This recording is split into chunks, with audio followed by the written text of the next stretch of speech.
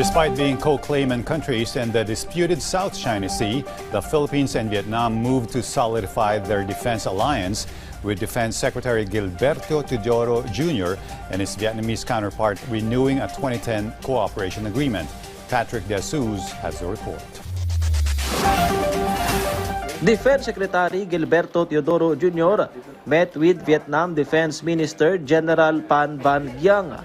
The two officials discussed the renewal of the 2010 Defense Cooperation Agreement between the Philippines and Vietnam. Ang usapan namin kanina, masasabi ko, walang script. Dahil renewal ng MOU on Defense Cooperation, usap kami, nag-isip tayo,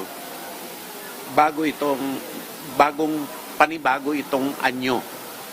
Kailangan ng pag-iisip natin panibago din. The West Philippine Sea was not discussed during the meeting.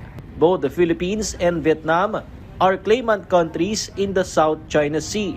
The Philippine Defense Secretary said the maritime issue does not affect the relationship between the two countries because of commitment to peaceful dialogue.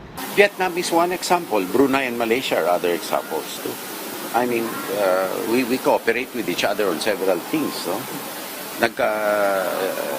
That is why if there is trust, if there is confidence, and there is no subversive, overt or covert intent to take advantage of one another, then there is no problem. But I cannot say that for China.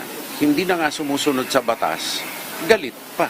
Meanwhile, authorities continue to verify reports of a possible new structure at Scarborough Shoal or Bajo de Masinloc, where Teodoro earlier said the government has raw information at this time.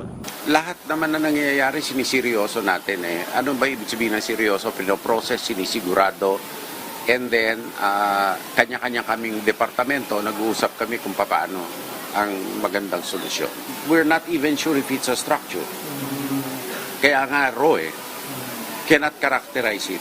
Bajo de Masinloc is among the maritime features claimed by China in the West Philippine Sea.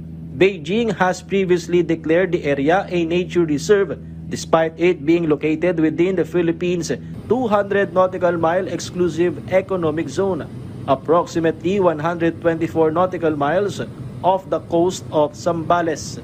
Patrick De Jesus from the National TV Network for a new and better Philippines.